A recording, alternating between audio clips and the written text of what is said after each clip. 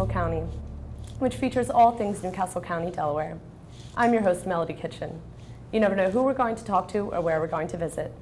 For today's show, I'm pleased to welcome to the NCC TV studio, Linwood Jackson, the newly elected president of the NAACP Delaware State Conference.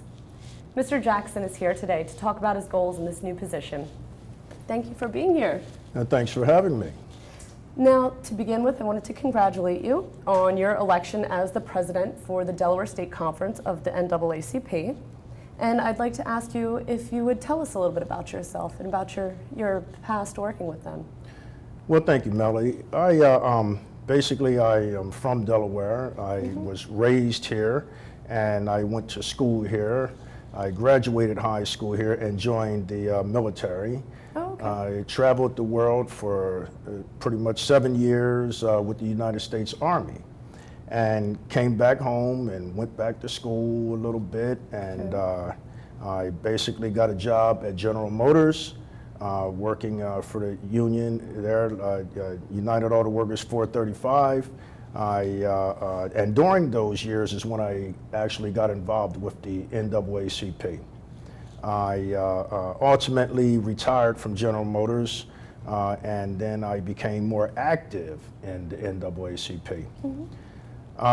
You know, when you retire, it's like, you know, you start looking for other things to do with your time.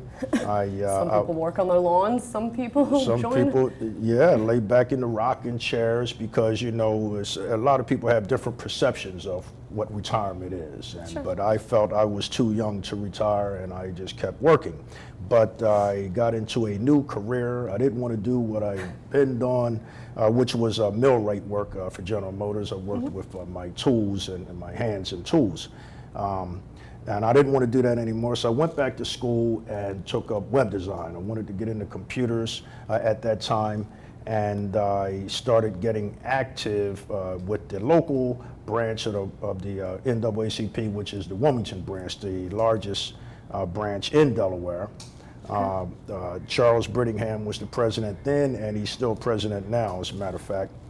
And I also started broadcasting around that time as well. Got into, was co-hosting television and radio shows of all things, and with Mr. Brittingham. We co-hosted this show for maybe 3 years. And we were working actively in the NAACP at the same time as well. And then basically that's a little bit of brief history of I ended up serving during those years. As a matter of fact, I served as vice president of the Wilmington branch for 2 terms, and then under Mr. Brittingham, and also Mr. Brittingham was the state president at that time, and I was his secretary for the Delaware State Conference for 2 terms at that time as well. So we became very active during those days, and all of that, what I just shared, the broadcasting and civil rights was basically what I was doing. Sure. Now, I also want to, just for the audience at home that may not know what the NAACP is or what it stands for, can you give us just a brief history on that? Well, I will try to be brief, Melody. Basically, the National Association for the Advancement of Colored People was founded in February 12th, 1909. So you got a lot of history going on there since 1909. Over 100 years. Yes. It was founded by a diverse and multiracial group of activists at that time.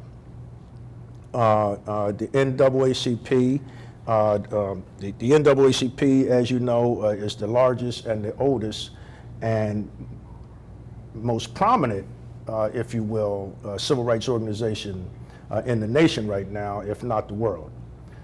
Its members and supporters all over the world are grassroots, working in their community, freedom fighters, speaking out on a lot of the issues dealing with civil rights, discrimination, voter registration. We try to get people out to vote, because we all know how important that is. That's how we make changes, through the polls. So freedom fighters all over the world supporters and members of the NAACP are working on that, within that regard. That's brief. We've had a lot of accomplishments since 1909 in those days, but we still have a long way to go. As a matter of fact, a lot of the issues that the NAACP was founded upon in those days, we still face today. Voter suppression, we have, back then it was lynching, now we have a lot of death, like here in Delaware, you know, we have the death penalty. And here in Delaware, our state executes more minorities per capita than any state in this nation. So we still have, you know, some issues, that the same basic issues that we had then now. We came a long way, but we still have a long way to go. Voter suppression, everybody knows the importance of voting. They were suppressing the votes then. They still, some people are still suppressing them today. Would you say it's a major role that the NAACP plays in spreading awareness of a lot of these issues that people may not even know about? You're absolutely right. That is one of the primary goals of the NAACP, is to bring awareness to the issues, because if you don't know what the problem is, then you certainly can't. About it. Exactly. Yeah. And so we do work to share the issues, but again, they're basically the same issues. You know, high school dropout rates. Back then, they didn't want poor minority people basically to be educated. And here in Wilmington, Delaware, I will speak on, we have like a 60% high school dropout rate, for example. A lot of people don't know that. So it's like, well, that's the issue, but what's the solution? And so we try to work on some of the solutions to that issue. For example, like the death penalty, well, that's easy. We can just abolish the death penalty. And we are, the NAACP and a lot of other organizations are working diligently to make that happen here in Delaware. We are close,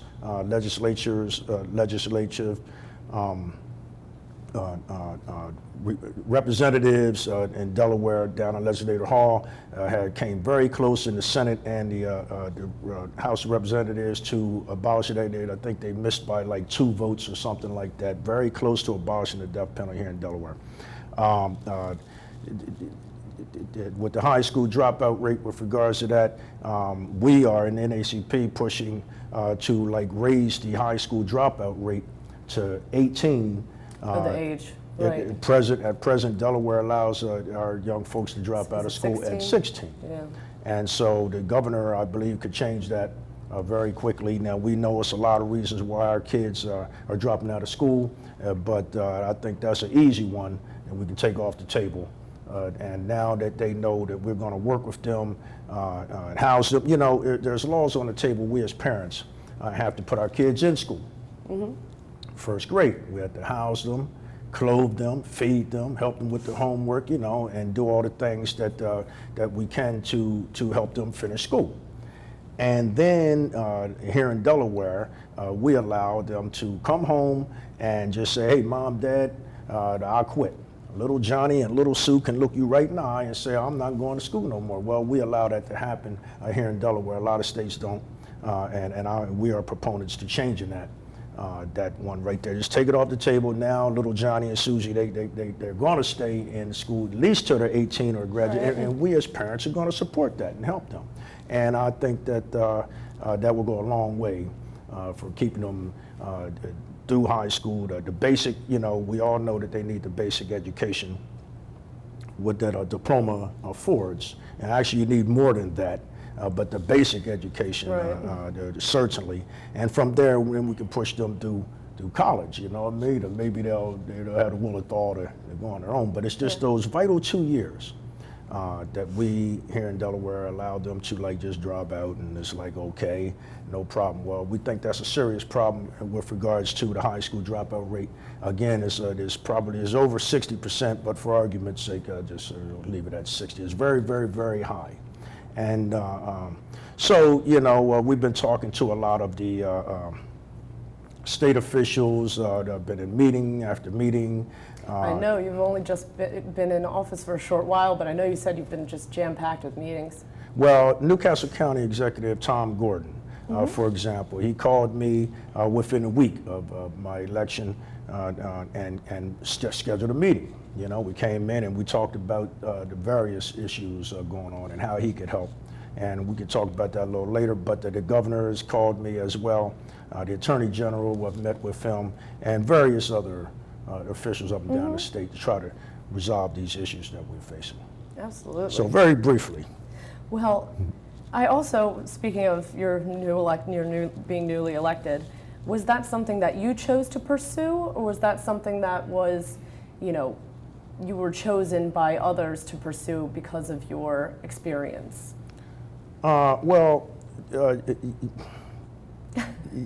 I'll answer that question. I think, you know, I was very happy broadcasting and in my career doing what I was doing. But I think most of the members in the NAACP Delaware State Conference felt the time for a change in leadership, and if you will. And so 3 members, it takes 3 life members or 3 members of the NAACP conference to nominate a person for an office, any of them. And my name was nominated, and from there I campaigned, if you will. I'm not a politician. I'm not used to. I'm a broadcaster, civil rights advocate, but I had found myself having to campaign a little bit, letting people know up and down the state who I was, who didn't know me, although I was involved for a long time. Right. A lot of folks didn't, and we had the elections May 7th, and I ended up getting most of the votes, and here I am. Well, it is exciting. What would you tell our audience, what does it mean to be the president of the Delaware State Conference? Well, I tell you, it's a heavy load, honestly. Yeah. I didn't know what I was getting into, basically, but basically, you know, the president presides over the meetings of the conference, quarterly meetings. We meet quarterly. He also presides over the executive committee, if you will. We work on the daily operations of and business of the NAACP as a whole. And we try to get the message out about what we're trying to change and fix things, the issues that we do have. And you know, the president, he elects his, we have committees. And so I think we have 21 committees or so. And so we appoint chairpersons to these committees. And personally, I'm looking for experts in the various fields. Sure. To chair our various committees. So the president appoints those as well. So it's a heavy load. We're up to the challenge, I suppose. We need a lot of help. The president, you know, he's the figurehead, if you will, but he can't do anything unless he has a lot of people working with him. Sure. You know, and I'm not the kind of leader that is like my way or the highway. There's some guys lead that way, and I'm the kind of guy that I delegate a lot of work out to the experts in those fields because, you know. I'd imagine less mistakes. Exactly. You know, we're not the one-all, do-all kind of person, and you know, so, and I lead that way, and that's what we're looking for. A lot of members. My other goal is to raise membership. Speaking of members, within that regard, like you're in media. I know your hands are full, but we are looking for people in the media to share, if you will, our press releases that we may have to put out there from time to time, and get on programs and speak on the issues that we're dealing with at any particular time. So we do have a press release committee, if you will, for example. Which, there's nothing wrong with that, nothing wrong with getting the word out there. Now, are there other local chapters of the NAACP that you work with? Yes, as a matter of fact, in Delaware, the Delaware State Conference has, you know, being a small state, we don't have a lot of branches, is what we call them, branches. But we do have 7 branches up and down the state with branch presidents and secretaries, their executive committee in their respective branches. And I work diligently and daily with their branch presidents, and we speak what's going on in their particular part of the state. Okay. So we do have 7 branches that anybody listening want to join the branch. We certainly ask that you go to those branches and inquire about membership and joining, or they can get online, NAACP.org, and that's the national website, and sign up And to find become out a where member. their branches are And located. Exactly, and tell them exactly where the branches are that's closest to them. Basically, if you work, like, you know, some people work in this part of town, but they live in that part of town. Right. And NAACP, you can join any branch. You can join the branch where you work at, or you can join the branch where you live at, to make it convenient for you you know, as a member, to come to the meetings. And typically, the branch meetings are once a month. Actually, they should be once a month. It's not typical. It is once a month. And then we have our quarterly meeting for the state conference once every quarter. Right. And then I also work with the regional presidents in the surrounding areas, like the president in New Jersey State Conference and the president of the Pennsylvania State Conference as well. And we have a region in the NAACP of secretaries and treasurers and whoever that, you know, you may want to reach out to, depending on whatever it is you want to talk about or deal with at the time. So I work. I work with a lot of people within the NAACP. I think we have over 500,000 members. Oh, wow. In the NAACP throughout the nation and the world. So we're certainly a team. It takes a team to fight equal rights and justice and discrimination issues going on up and down the state and the nation. So, Well, your particular part, what would you say your goals are as the president of your chapter? well, here in Delaware, the NAACP Delaware State Conference, we have a lot of issues. I mentioned a couple of them earlier with the death penalty, killing more minorities here in Delaware than per capita in any state in the nation. Our high school dropout rate is very, very high, and we're working hard to address that. You know, we have the police brutality cases going on here in Wilmington. Jeremy McDowell comes to mind. As a matter of fact, he was the guy you may remember in the wheelchair. And a police officer as well. The Attorney General said that he made a statement, and he stated that because of the policies and procedures that's in place for police officers in Wilmington, and Wilmington specifically is what we're talking about now, but we have this issue up and down the state of Delaware. So is all of the police agencies in the state of Delaware. Wilmington being the biggest and the latest, we're working with the Attorney General there to try to change those policies and procedures that's in place right now. The training is inadequate for the Wilmington Police Department and probably the rest of them as well. And if our elected officials were to look into that, I'm sure that they would find that there's room for improvement. Because a lot of states in the nation have police brutality issues, as we are all so familiar, and some of them did change their policies, like in New York. New York Police Department, I believe, or a police department in New York State had this issue. They changed their policies, and today it's a model for the other police agencies. And here in Delaware, we would like to work with the Attorney General using the model of the New York Police Department as a basis for changing our policies to make it Try to adopt some of the policies that worked there and was effective? Well, exactly, because you know, when you're dealing with handicapped citizens, for example, you know, everybody's seen the tape.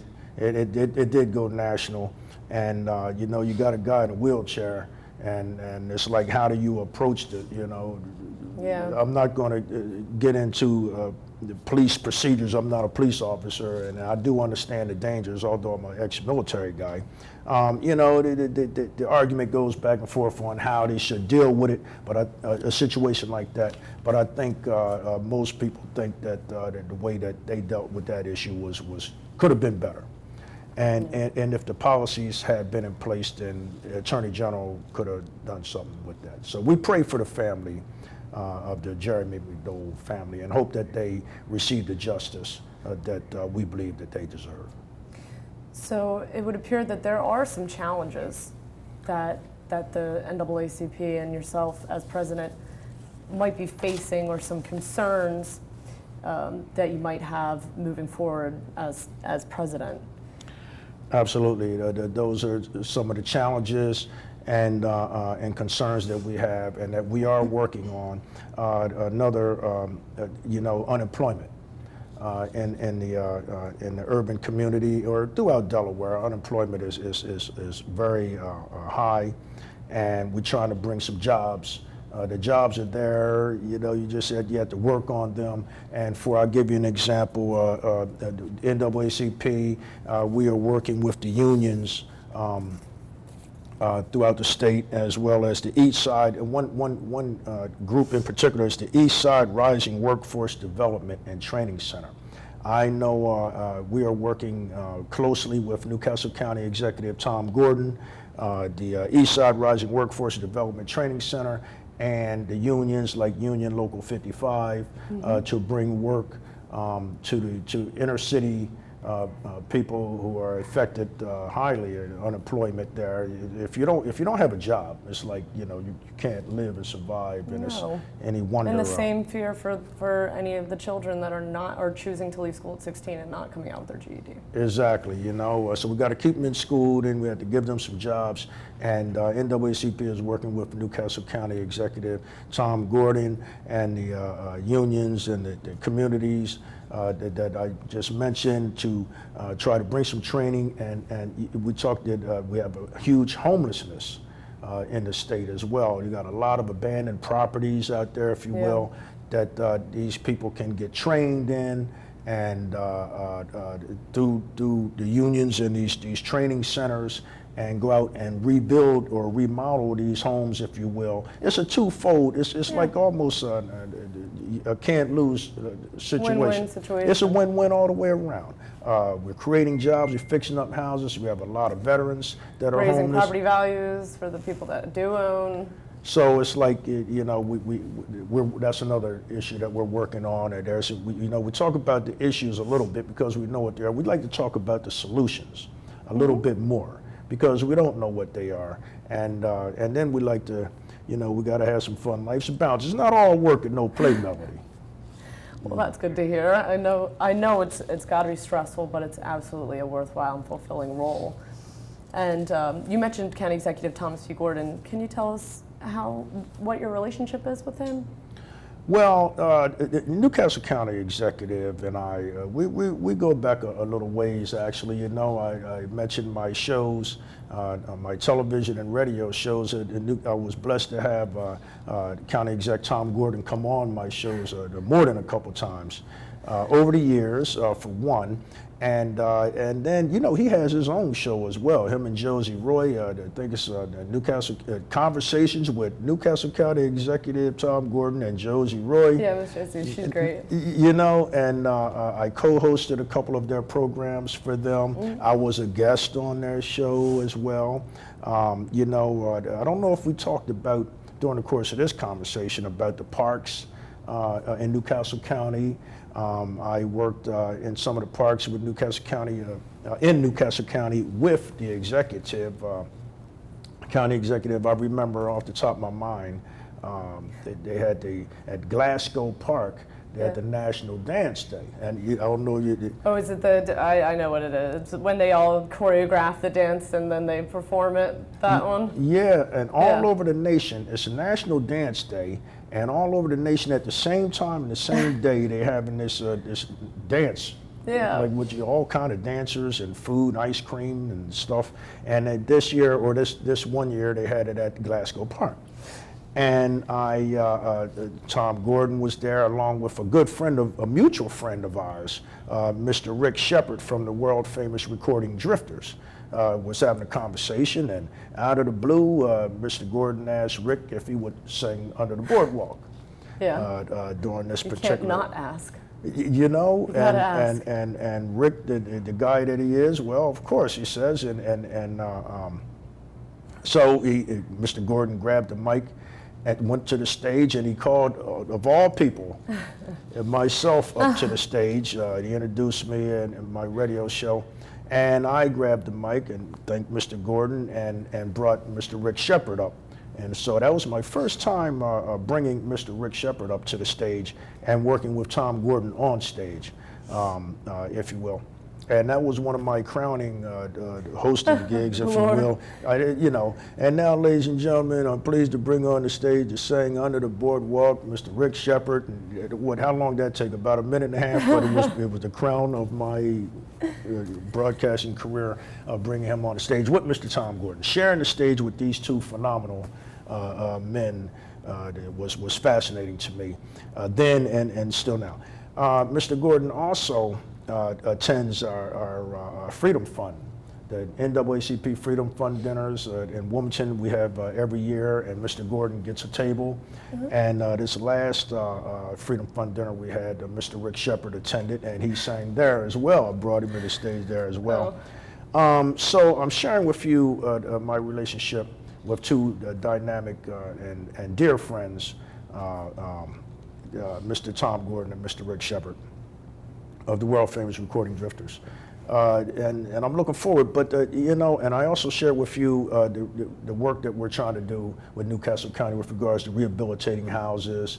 Yes. And again, Mr. Gordon brought me, within a week of my presidency, he scheduled a meeting for me, and I thought that was pretty cool, you know, to come in and that he was interested and willing to work with us and what we were trying to do. What would you envision for the future working with the county? Basically, the same thing. If we can handle those issues that I just shared with you, would be enough right there. And I'm confident, actually, that after meeting with Mr. Gordon and working with him for all of these years, that we won't have a big problem there. We're just going to move forward and march on.